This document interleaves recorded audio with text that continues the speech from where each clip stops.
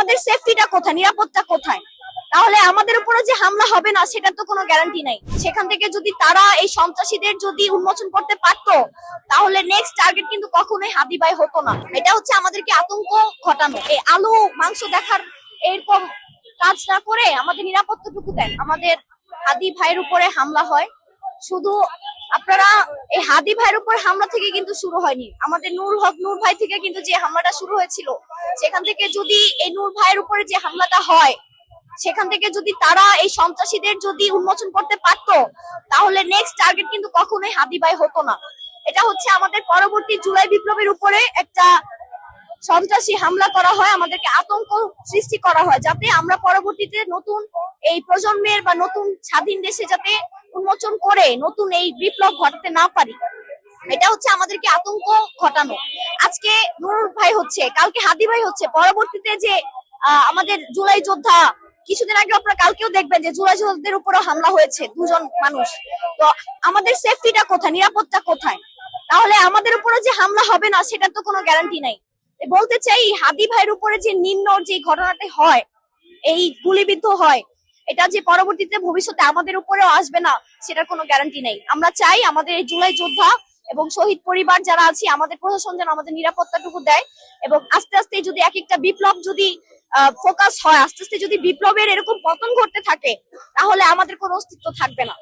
তাই আশা করি আমরা সকল জুলাই যোদ্ধা ঐক্যবদ্ধ হয়ে ইনশাল্লাহ আমরা এটা লড়াই করবো ইনশাল্লাহ। আপনারা হয়তো দেখতে পাবেন যে এই প্রশাসন বিগত 48 ঘন্টার পরেও কিন্তু কোনো বিচারের কোনো আওতায় আনছে না। আমরা যতটুকু বুঝতে পারি যে আমাদের নেটওয়ার্ক অনলাইনের যুগে যে তারা হচ্ছে মোটামুটি একটা আওয়ামী লীগ ফ্যাসিবাদের এরকম একটা উন্মোচন তারা আমাদেরকে দেখাচ্ছে।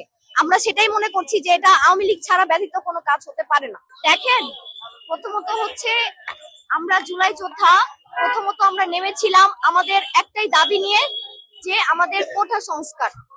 এখানে আমরা যখন সারা বাংলাদেশের জনগণ যখন ঐক্যবদ্ধ হয়ে পতন ঘটেছে, আমাদেরকে ভয় দেখায় লাভ নাই ভাই।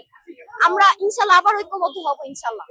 আল্লাহ যদি রাখে, আল্লাহ বলছে জুলুমকারী বরদাস্ত আল্লাহ সহ্য করবে না, সে আল্লাহর বিধান। আপনি কাউকে দমায় রাখতে পারবেন না। যদি জুলাই যোদ্ধাদের উপরে এরকম হুমকি দিয়ে যদি তাদের দাবায় রাখতে চায়, আমাদের শক্তি আমাদের উপর আল্লাহ, এবং আমাদের শক্তি জনগণ। হাদি ভাইয়ের উপর যেই হামলাটা হয়েছে সেটা অবশ্যই আমাদের জন্য নিন্দনীয়, এবং হচ্ছে আমাদের এক একটা মানে আতঙ্কের শিকার আমরা ভাই। আতঙ্কে যে এখন ঘরে থাকবো সেটাও না, আমরা ঐক্যবদ্ধ হব।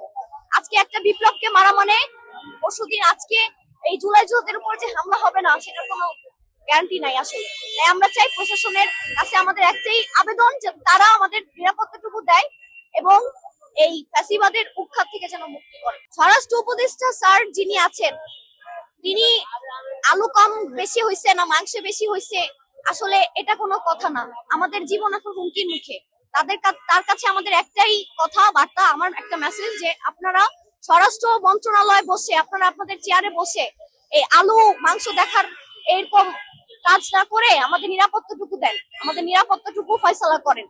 তাহলে ওই চেয়ারে বসে থাকার কোনো মানে হয় না। অবশ্যই দেশের নিরাপত্তা নেই, কারণ আজকে যেখানে উপদেষ্টা মন্ডল বসে আছে, স্বরাষ্ট্র উপদেষ্টা বসে আছে, সেখানে কেন এখনো প্রশাসন, জনপ্রশাসন 48 ঘন্টার পরেও হাদির এইরকম একটা নিম্ন ঘটনা যাচ্ছে, একের পর এক জুলাই যোদ্ধা হুমকির মুখে পড়ছে কেন? তাহলে প্রশাসন কি আমাদের নিরাপত্তা দিচ্ছে না?